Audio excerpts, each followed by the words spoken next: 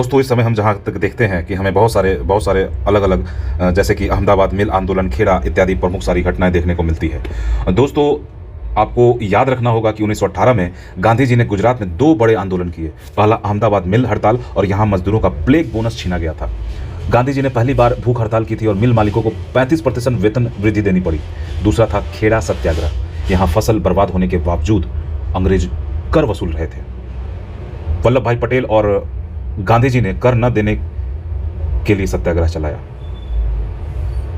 तो आइए दोस्तों, इसके बारे में हम जानते हैं कि अहमदाबाद मिल आंदोलन शुरू होता है दोस्तों अहमदाबाद गुजरात में फरवरी-मार्च 1918 में। इसका जो कारण था दोस्तों, अहमदाबाद में कपड़ा मिल मजदूरों को वर्तमान समय पर प्लेग बोनस प्लेग महामारी के दौरान दिया गया वापस ले लिया गया था। दोस्तों 1917 में एक प्लेग जो चूहों के कारण फैलता है, प्लेग आया था और प्लेग के कारण उस टाइम पर कपड़ा जो मिल ये था उनको बोनस दिया जाने लगा। लेकिन 18 में वही बोनस बंद कर दिया गया, वापस ले लिया गया। अब चूंकि महंगाई भी बढ़ चुकी थी और बहुत सारी चीज़ें थी जिसके कारण मिल मजदूरों के बीच में वो घटे हुए, यानी कि जब वापस ले लिया गया उससे उनको प्रॉब्लम होने लगी। तो उनकी मांग थी कि वो बोनस जो है वो कायम रहे। 50% जो डिमांड था कि वो 50% जो बढ़ा हुआ है उसको, और जो मिल मालिक थे वो 20% बढ़ा हुआ बोनस देने के लिए तैयार थे क्योंकि महंगाई बढ़ रही थी। यहीं पे पेंच फंसा हुआ था दोस्तों। ये आपको पॉइंट याद रखना है, डिमांड कितना था और कहाँ पर एग्री थे। तो आगे देखते हैं दोस्तों की जो मांगे थी वो वेतन में एटलीस्ट, अब देखिए दोस्तों वहाँ पे 50% है और यहाँ पे 35%। गांधी जी ने यहाँ पर मजदूरों को सलाह दिया था कि वो अपनी मांग को 50% से घटाकर 35% रखें। तो चूंकि ये मांग वहीं से आया, जब संशोधित मांग को जब दिखाया गया तो वो 35% था। ये इसको मत भूलिएगा दोस्तों, कंफ्यूजन की कोई ज़रूरत नहीं है। काम के घंटे को 8 घंटे प्रतिदिन करने की मांग थी क्योंकि उस टाइम पे काम का कोई भी घंटा निर्धारित नहीं होता था। साप्ताहिक छुट्टी, ओवर टाइम के लिए भी भुगतान नहीं मिलता था। जुर्माने और दंड समाप्त किए जाएं, जितने भी जुर्माने और दंड होते थे दोस्तों। वो गांधी जी की जो भूमिका थी वो हम देखते हैं दोस्तों। फरवरी 1918 में गांधी जी को आंदोलन के नेतृत्व करने के लिए आमंत्रित किया गया था और 12 फरवरी को मजदूरों के साथ बैठक कर मांगों को अंतिम रूप दिया गया था दोस्तों। ये डेट आपको, मिल मालिकों ने मांगों को ठुकरा दिया और गांधी जी ने सविनय अवज्ञा और अहिंसक हड़ताल का आह्वान कर दिया। पहली बार गांधी जी ने हंगर स्ट्राइक का प्रयोग 15 मार्च 1918 की शुरुआत में किया था दोस्तों। ये क्वेश्चन पूछा जाता है कि गांधी जी ने पहली बार भूख हड़ताल कहां पर की थी, तो आपको अहमदाबाद मिल याद रखना है।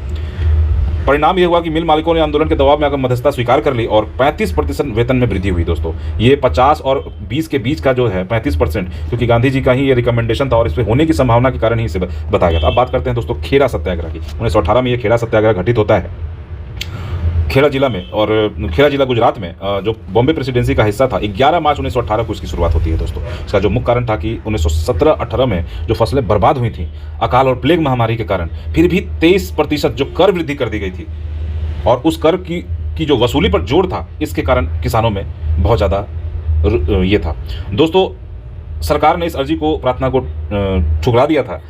क्यों? जबकि फिमाइन कोड के अनुसार अकाल का जो एक नियम संहिता होता है, अकाल के दौरान के उस टाइम में अंग्रेजों की ये संहिता थी, फेमाइन कोड उसको बोलते हैं, कि फसल अगर 25% से कम हो तो कर माफ़ी मिलनी चाहिए। इसके बावजूद भी वो नहीं देने के लिए तैयार थे दोस्तों। इसमें जो प्रमुख नेतृत्व और प्रमुख व्यक्तित्व के रूप में हम महात्मा गांधी को तो देखते ही हैं दोस्तों, साथ में ही वल्लभ भाई पटेल को देखते हैं। पटेल की भूमिका यहीं से राष्ट्रीय फलक पर उभर कर सामने आती है और साथ में मोहनलाल पांड्या, इंदुलाल याग्निक, शंकर लाल बैंकर और महादेव देसाई और नरहरि पारिक, रविशंकर व्यास इत्यादि देखने को मिलते हैं दोस्तों। वल्लभ भाई पटेल यहाँ प्रमुख नेता के रूप में उभरते हैं और इसका स्वरूप जो होता है दोस्तों कि सामूहिक रूप से कर न देने का संकल्प लिया था। गांव-गांव जागरण किया गया, लोगों को जागरूक किया गया और कानूनी राजनीतिक मार्गदर्शन दिया गया। सरकार ने संपत्ति जब्त करने और गिरफ्तार करने की धमकी दी, किंतु व्यापक अवज्ञा और जागरूकता के चलते सत्याग्रह सफल रहा। इसके परिणाम स्वरूप 1918 में खेड़ा के किसानों को कर माफ़ी कर दी गई। फसल और जिनकी फसल नष्ट नहीं हुई थी उनसे कर वसूली नहीं की गई। जब्त जमीनें लौटाई गई और सत्याग्रह का अंजाम जो था कि इनकी जो मुख्य मांगे थी मांग ली गई थी और अहिंसक जन प्रतिरोध की शक्ति साबित हुई थी दोस्तों। अब आता है दोस्तों 1919 में ब्रिटिश सरकार ने रॉलेट एक्ट लागू किया था दोस्तों। यहाँ पे कुछ हम लोगों ने एक छोटा सा ब्रीफ बना के रख लिया है कि कौन कौन से रॉलेट एक्ट, रॉलेट सत्याग्रह हुआ था। जालियांवाला बाग हत्याकांड 1919 में होता है। इसके परिणाम और प्रतिक्रिया को हम 1919 में ही देखते हैं। हंटर आयोग पे बात करेंगे हम लोग दोस्तों। जनरल डायर पर प्रतिक्रिया क्या होती है और हाउस ऑफ लॉर्ड्स और हाउस ऑफ कॉमन में क्या ये होता है। कांग्रेस नॉन गवर्नमेंट कमेटी, और मैंने कोशिश किया है दोस्तों कि स्पेक्ट्रम को यहाँ पर रेफरेंस के तौर पर यूज़ किया है, इसलिए अपना ध्यान आप अच्छे से बना के रखिएगा दोस्तों। अब दोस्तों चलिए दोस्तों बात करते हैं हम लोग रॉलेट एक्ट की। रॉलेट एक्ट की बात करते हैं तो सबसे पहले रॉलेट एक्ट 1919 में ब्रिटिश सरकार द्वारा पारित एक कड़ा और दमनकारी कानून था, anarchical and revolutionary crime act of 1919। इसमें सर सिडनी रॉलेट की अध्यक्षता वाली समिति की सिफारिशों के आधार पर लाया गया था, इसी कारण से इसे रॉलेट एक्ट कहा गया था दोस्तों। प्रमुख जो प्रावधान थे वो देश सरकार को बिना मुकदमे के किसी भी व्यक्ति को गिरफ्तार हिरासत में रखने और जमानत रिहाई से इनकार करने का अधिकार मिल गया था दोस्तों।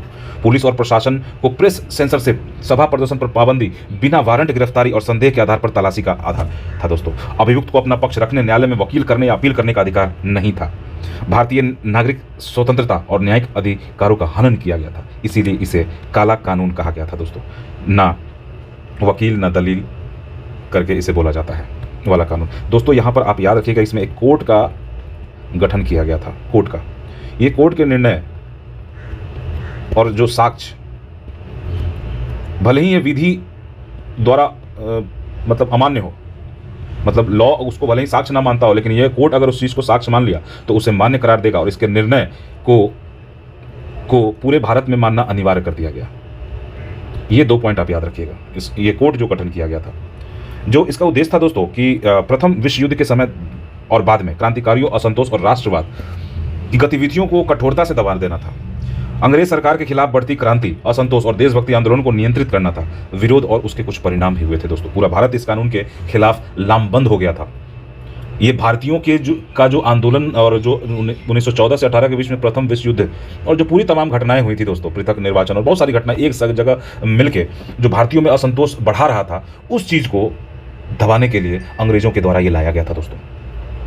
सभी जगह सभाएं, जुलूस, हड़ताल, प्रदर्शन इत्यादि होने लगे थे दोस्तों। और 13 अप्रैल 1999 को जालियांवाला बाग हत्याकांड होता है अमृतसर, पंजाब में, जिसमें जनरल डायर के आदेश पर निर्देश लोगों पर अंधाधुंध गोलियां चलाई जाती हैं दोस्तों। और देश भर में गहरा आक्रोश फैल जाता है और गांधी जी और रविन्द्रनाथ टैगोर ने सरकारी सम्मान लौटा देते हैं। आगे हम देखेंगे इसको। और कानून में भारत में सार्वजनिक असंतोष और स्वतंत्रता संघर्ष की चेतना की नई दिशा मिलती है। रॉलेट सत्याग्रह दोस्तों, जैसे ही रॉलेट एक्ट लागू होता है उसके बाद गांधी जी सर्वप्रथम इसके विरोध में रॉलेट सत्याग्रह शुरू करने की घोषणा कर देते हैं। अब इस घोषणा का आप ये मान सकते हैं कि गांधी जी ने जब ये घोषणा की कि हम रॉलेट सत्याग्रह चलाएंगे 6 अप्रैल को दोस्तों, 6 से 13 अप्रैल बहुत ही इंपॉर्टेंट है दोस्तों, ये ध्यान रखिएगा। 6 अप्रैल को अखिल भारतीय हड़ताल से होली के बाद इसका नेतृत्व किया गया और इसमें सभी धर्मों वर्गों को अभूतपूर्व भागीदारी रही। पहला देशव्यापी असहयोग आंदोलन बनाइए इसके विरोध में। और इस सत्याग्रह की प्रमुख घटनाएं जो होती हैं दोस्तों, जैसे बड़े शहरों दिल्ली, मुंबई, अहमदाबाद, लाहौर, कलकत्ता आदि में रैलियां की गई, जगह जगह पुलिस दमन, गिरफ्तारियां, अमृतसर जैसे पर अत्याचार के कई जगहों पर हिंसक घटनाएं भी दोस्तों। सबसे पहला आप देखेंगे दोस्तों कि होता क्या है कि जब ये 6 तारीख को होता है उसके बाद 10 के आसपास तक पंजाब वाले एरिया में हिंसक घटनाएं बहुत तेज होती हैं। मतलब पब्लिक भी हिंसक हो गई और सरकार भी हिंसक हो गई। इस चीज़ को आप ध्यान रखिएगा। परिणाम और प्रभाव, पूरे देश में सरकार की नीतियों के प्रति रोष और असंतोष फैल गया। जालियांवाला बाग हत्याकांड 13 अप्रैल 1919 को होता है, जो शांतिपूर्ण सत्याग्रह में भीषण हिंसा और जनरल डायर के नरसंहार का रूप ले लिया और जिससे भारतीय जनमानस में क्रांति आ गई। गांधी जी ने कैसर हिंद सम्मान लौटा दिया। रविन्द्रनाथ टैगोर ने नाइटहुड और शंकर नारायण एक थे वायसराय की कार्यकारिणी से वो इस्तीफा दे देते हैं दोस्तों, ये नाम याद रखिएगा। असहयोग आंदोलन स्वराज की मांग और स्वतंत्रता संग्राम की जनता आधारित नई दिशा की नींव पड़ती है दोस्तों यहाँ से। अब बात करते हैं दोस्तों जालियांवाला बाग हत्याकांड की। ये बहुत ही इंपॉर्टेंट है दोस्तों। आज भी अगर आप कभी जाएंगे वहाँ घूमने के लिए तो गोलियों के निशान वहाँ पे मिलते हैं। 13 अप्रैल को बैसाखी का दिन था। 13 अप्रैल 1919 की बात है। अमृतसर में स्वर्ण मंदिर के पास, गोल्डन टेम्पल के पास ही जालियांवाला बाग स्थित है। आप ये तो जानते ही हैं कि रॉलेट एक्ट का विरोध किया जा रहा था देश भर में। अमृतसर सबसे समेत पंजाब के कई नेताओं को गिरफ्तार किया गया, जिसमें सैफुद्दीन किचलू शामिल थे और इन्हीं का विरोध किया जा रहा था। इन्हीं की गिरफ्तार सैफुद्दीन किचलू थे दोस्तों। और फिर आप एक और नाम सत्यपाल का भी रख लीजिए। सत्यपाल और किचलू की गिरफ्तारी के विरोध में वो वहाँ पे जालियांवाला बाग में इकट्ठा हुए थे और शांतिपूर्ण अपना वो विरोध प्रदर्शन कर रहे थे। जनरल रेजिनाल्ड डायर लगभग 90 सैनिकों के साथ घटना स्थल पे पहुंचते हैं और बाग का एकमात्र संकरा रास्ता भी बंद करा दिया था दोस्तों। बिना कोई चेतावनी दिए डायर ने लगभग 10 मिनट तक अंधाधुंध फायरिंग करवाई थी। लगभग 650 राउंड गोलियां चली और भीड़ में सबसे घने हिस्से को निशाना बनाया गया। भगदड़ मच गई। कुछ लोग जान बचाने कुएं में कूद गए और जिसमें कुआं भी लाशों से भर गया था दोस्तों। और अनुमानित सरकारी आंकड़ों के अनुसार 380 के करीब लोग मारे गए थे और 1200 से अधिक लोग घायल हुए थे, लेकिन असली मृतकों की संख्या 1000 से प्लस मानी जाती है। इसका ऐतिहासिक महत्व भी है दोस्तों कि नाइटहुड की उपाधि रविन्द्रनाथ टैगोर ने और गांधी जी ने आपको कैसर हिंद, जो कि बोअर युद्ध के दौरान उन्हें मिलता है, उसको लौटा दिया था। फिर दोस्तों इसी के विरोध में जांच के लिए हंटर कमीशन का ये किया जाता है, गठन किया है दोस्तों। ये 1882 के हंटर आयोग जो कि शिक्षा के लिए गठित था उससे अलग है। यह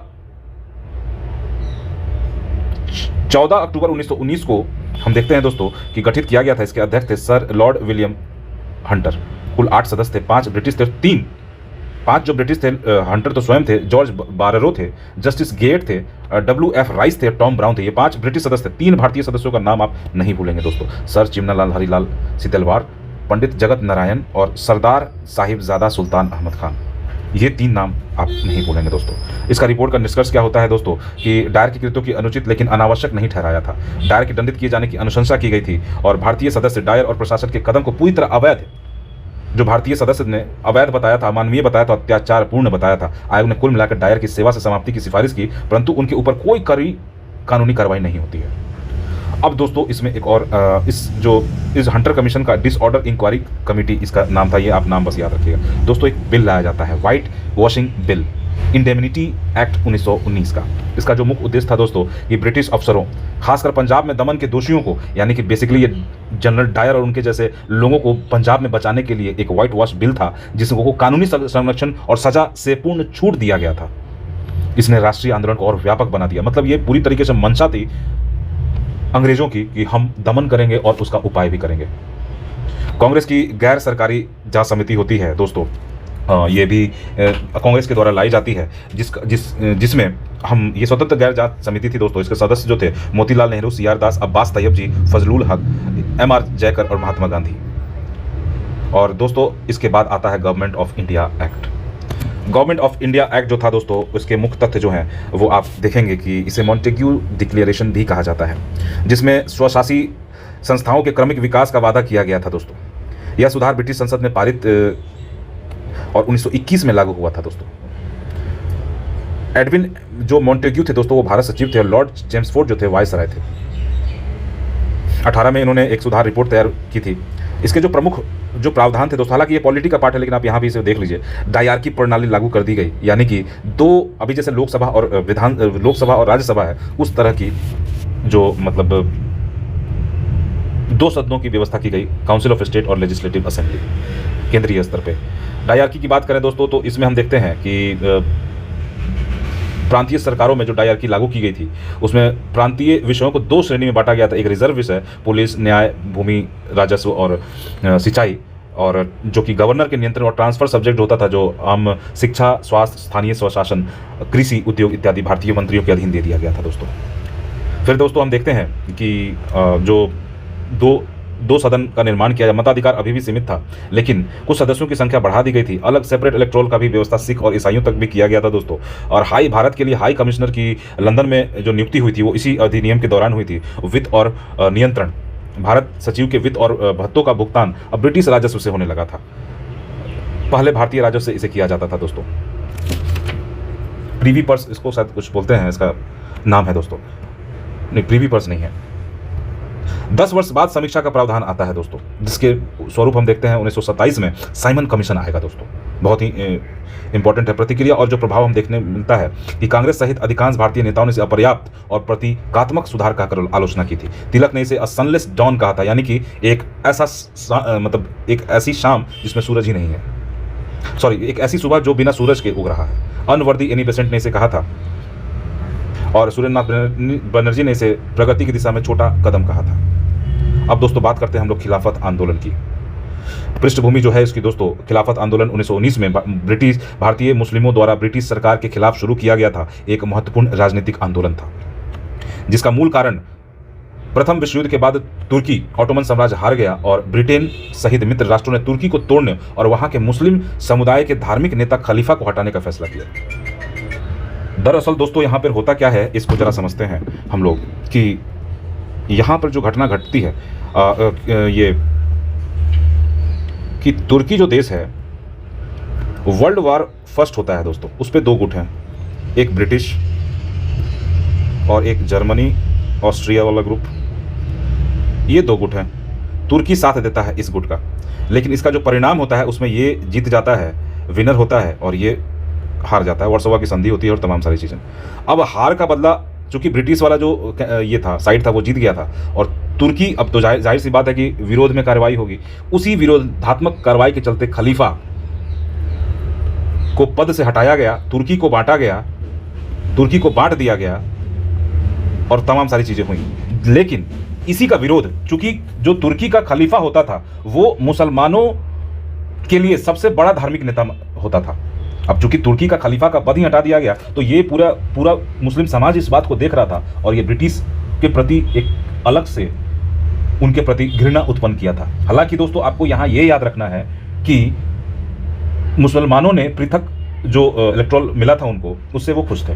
लेकिन आपको ये भी ध्यान रखना है कि 16 में लखनऊ समझौता होता है और दोनों यानी कि कांग्रेस और लीग के बीच में समझौता होता है, पृथक जो निर्वाचन है उसको मान लिया जाता है और अब खिलाफत जैसी घटनाएं होती हैं। तो अब मुस्लिमों का जो लगाव था ब्रिटिशों से, जो अलीगढ़ आंदोलन से जो शुरुआत हुई थी, वो अब धीरे धीरे मोहभंग होता है और अब आप देखेंगे हिंदू मुस्लिम एकता की नई मिसाल गढ़ी जाती है। आगे हम देखेंगे दोस्तों। और इससे पहले रॉलेट एक्ट, जालियांवाला बाग हत्याकांड, प्रथम विश्व युद्ध में महंगाई व आर्थिक अर्थव्यवस्था आदि ने देश को गहरा असंतोष फैला दिया था दोस्तों। हम देखते हैं दोस्तों इसके उद्देश्य और मांगों को कि इसमें जो था कि सुल्तान का पद जो है उसको सुरक्षित रखा जाए, मुस्लिम पवित्र जो स्थल है मक्का मदीना आदि जो है वो खलीफा के नियंत्रण में पूर्ववत बनाए रखा जाए, तुर्की के साम्राज्य को बहुत ज़्यादा विभाजित न किया जाए और तुर्की के खलीफा की पवित्रता बरकरार रखी जाए। इसका नेतृत्व और जो आयोजन होता है दोस्तों, अली ब्रदर्स, मोहम्मद अली और शौकत अली, 2 एक प्रमुख नेता निकल के सब, मौलाना अबुल कलाम आज़ाद, शिक्षा मंत्री दोस्तों आज़ादी के बाद ये यहाँ पे आते हैं, हसरत मोहानी, हकीम अजमल खान, ये लोग प्रमुख वहाँ पे आते हैं दोस्तों। और खिलाफत कमेटी की स्थापना मार्च 1919 में मुंबई में की जाती है। दिल्ली खिलाफत सम्मेलन होता है नवंबर 1919 में। इसमें ब्रिटिश वस्तुओं के बहिष्कार और असहयोग का कठोर आह्वान हुआ था। अब कांग्रेस और खिलाफत एकता दोस्तों, यहाँ देखते हैं हम लोग कि आंदोलन को असली ताकत तब मिलती है जब महात्मा गांधी और कांग्रेस ने खिलाफत नेताओं के साथ मिलकर इसे हिंदू मुस्लिम एकता का प्रतीक बना दिया था। 1920 के बाद यह आंदोलन असहयोग आंदोलन के साथ आपस में जुड़ गया था, जिससे यह अति विस्तृत राष्ट्रव्यापी जन आंदोलन बन जाता है दोस्तों। इसका स्वरूप जो था वो सरकारी कार्यालय, नौकरियों और स्कूल कॉलेजों का बहिष्कार करना था और सरकारी सम्मान, पदवी और विदेशी वस्तुओं की वापसी करनी थी। शांतिपूर्ण सभाएं, जुलूस और हड़ताल इसके प्रमुख टूल्स थे। हिंदू मुस्लिम एकजुटता इत्यादि थे। इसके परिणाम क्या हुए दोस्तों? अत्यधिक संख्या में लोग स्वावलंबन और राजनीति में शामिल हुए थे। खिलाफत मुद्दे का हल नहीं हुआ। तुर्की में 1924 में खलीफा संस्था ही समाप्त कर दी गई। हिंदू मुस्लिम एकता का दुर्लभ उदाहरण इसमें देखने को मिलता है। असहयोग आंदोलन को जन आंदोलन में बदलने में निर्णायक भूमिका निभाने में यह आंदोलन बहुत प्रमुख माना जाता है। खिलाफत के बाद मुस्लिम नेतृत्व में बिखराव देखने को मिलता है दोस्तों, जिसमें नई दिशा, जैसे मुस्लिम लीग, तुर्की में मुस्तफा कमाल पाशा की उदारवादी सरकार इत्यादि तमाम सारी चीज़ें होती हैं, जिससे थोड़ा बहुत इसमें ये होता है। लेकिन आगे जो असहयोग आंदोलन होगा उसमें यह व्यापक होता है। अब बात करते हैं दोस्तों हम लोग असहयोग आंदोलन की। यहाँ पे दोस्तों हम देखते हैं कि असहयोग आंदोलन में इसकी जो पृष्ठभूमि और उद्देश्य थी दोस्तों, उद्देश्य था वो 1920-22 का पहला जन आधारित था और राष्ट्रव्यापी स्वतंत्रता संग्राम था दोस्तों, जिसका नेतृत्व महात्मा गांधी ने स्वयं किया था। इसका जो उद्देश्य था ब्रिटिश सरकार के सहयोग समाप्त करना। मतलब हम ब्रिटिशों का द्वारा, ब्रिटिश बेसिकली ये करते थे दोस्तों कि एक कंज्यूमर हब के रूप में पूरे इंडिया को यूज़ कर रहे थे। भारत से जो माल, कच्चा माल जाता था उसको वापस वो भारत में ही बेच रहे थे। तो वो धीरे धीरे ये काम कर रहे थे। गांधी जी ने इस नब्ज को पकड़ा था और असहयोग का मतलब साफ साफ था कि ब्रिटिश आर्थिक शक्ति को, जो आर्थिक यहाँ पे उगाही है उनकी, उसको चोट करना। स्वराज स्वशासन की प्राप्ति इसका एक अनदर जो एम था, टारगेट था, औपनिवेशिक शासन की वैधता को चुनौती देना। प्रमुख कारण जो असहयोग का, तो दोस्तों वो रॉलेट एक्ट हम लोग जान ही रहे हैं, जालियांवाला बाग हत्याकांड, जो उस क्षेत्र में बहुत राष्ट्रव्यापी असंतोष पैदा कर दिया था। पंजाब में मार्शल लॉ लगा दिया गया था दोस्तों, जिसके कारण ही जो मार्शल लॉ जो लगा था, इसके कारण जालियांवाला बाग हत्याकांड हुआ था। अंग्रेजी शासन की क्रूरता का देशव्यापी आक्रोश के कारण इसमें और बल मिला था दोस्तों। मुस्लिम नेतृत्व के साथ एकता और समर्थन तो हुआ था दोस्तों खिलाफत के दौरान। और प्रथम विश्व युद्ध के बाद देश में आर्थिक संकट जो 14 से हम 1918 के बीच में हुआ था दोस्तों, जो आर्थिक संकट, बढ़ती महंगाई, बेरोजगारी, तमाम सारी चीज़ों ने आर्थिक रूप से भारतीयों को तोड़ दिया था। और मॉन्टेग्यू चेम्स्फोर्ड सुधार भी न्यूनतम अधिकार दे रहे थे दोस्तों, वो चीज़ नहीं था जो भारतीय एक्सपेक्ट कर रहे थे। आंदोलन की शुरुआत होती है दोस्तों 1 अगस्त 1920 को। औपचारिक शुरुआत का आह्वान किया जाता है। सितंबर 1920 में कांग्रेस के कलकत्ता के विशेष अधिवेशन में समर्थन दे दिया गया था। इस कांग्रेस के द्वारा समर्थन सितंबर 1920 में कलकत्ता विशेष अधिवेशन, इस चीज़ को नहीं भूलेंगे दोस्तों कि समर्थन कहाँ दिया गया था। और दिसंबर 1920 में नागपुर अधिवेशन में पुष्टि और रूपरेखा तैयार कर दी गई थी। लेकिन तिलक जी का निधन होता है 1 अगस्त 1920 को। ये आपको याद रखना है, तिलक फंड की स्थापना की जाती है, कांग्रेस का जो फीस है, सदस्यता फीस है, उसको कम की जाती है, बहुत सारी चीज़ें इसमें ऐड होती हैं। और जो प्रमुख कार्यक्रम किए गए थे, समान उपाधियों को लौटाना था दोस्तों, स्कूल कॉलेज परिषद का बहिष्कार करना था, विदेशी वस्त्र का त्याग करना था, शराब और जितने भी अंग्रेज विलासी सामानों को भारत में बेचते थे उसको बंद कर, स्वदेशी और खादी को प्रोत्साहन देना था दोस्तों। राष्ट्रीय संस्थान, नेशनल स्कूल कॉलेज की स्थापना, पंचायत और खादी समितियों की स्थापना करना था, कर न देना, सत्याग्रह, जुलूस प्रदर्शन इत्यादि प्रमुख इसके ये थे। इसमें सभी वर्ग जुड़े थे दोस्तों। इसकी जो समाप्ति होती है वो चौरी चौरा हत्याकांड से होती है। और 5 फरवरी 1922 को उत्तर प्रदेश में आंदोलनकारी भीड़ जो थी वो हिंसा कर देती है, पुलिस थाने को ही उसमें जिंदा जल जाते हैं। और गांधी जी ने फरवरी 1922 को आंदोलन को वापस ले लिया था। अहिंसा की नीति पर कठोर रहते हुए और गांधी जी ने कहा था कि जन आंदोलन हिंसा का रूप ले रहा है, अतः इसे तत्काल स्थगित किया। हालांकि इसका बहुत ही विरोध किया गया था। जब आंदोलन अपने पीक पे था तब वापसी लेना, भारतीय नेताओं ने इसका बहुत ज़्यादा विरोध हुआ था कि अब हम सफलता के बहुत करीब हैं, तब जाकर गांधी जी का लेना ये सही चीज़ नहीं है। छोटी मोटी घटनाएं होती रहती हैं जो कि होती रहेंगी, लेकिन गांधी जी 0 टॉलरेंस रखते थे अहिंसा की नीति पर। इसमें असफलताओं का कुछ कारण था भी, जो हिंसा तो सबसे पहला कारण था। सरकार का जो कठोर दमन ये था, बड़े पैमाने पर गिरफ्तारियाँ इत्यादि करवाई गई, तो ये चीज़ में कारण था दोस्तों। और आंदोलन के स्थगन जब स्थगन होता है तो जनता में अब असमंजस फैल जाता है, नेताओं में मतभेद होने शुरू होते हैं, और यहाँ पे एक क्रांतिकारी धारा अलग हो जाता है, जो कि आगे हम HS आर्य और भगत सिंह जैसे तमाम क्रांतिकारी लोगों की भूमिकाओं को देखेंगे अगले हम लोग आगे के वीडियोज़ में। तो दोस्तों ये था हमारा 1920 तक का। अब आगे जो घटनाएं हैं उसको भी हम लोग शामिल करेंगे, और इसी तरह से वीडियो के माध्यम से हम लोग पूरा का पूरा लगभग अब 2 वीडियो और जो है वो आपको पूरा वहाँ तक 1947 तक का ये करवा देगा दोस्तों। क्योंकि इसमें बहुत सारी चीज़ें हैं, उसको छोड़ा नहीं, इसलिए वीडियो हो सकता है कि यह लंबा लगे, लेकिन आपको इसको ध्यानपूर्वक और पूरे पेशेंस के साथ इसे देखना चाहिए दोस्तों। ये आप में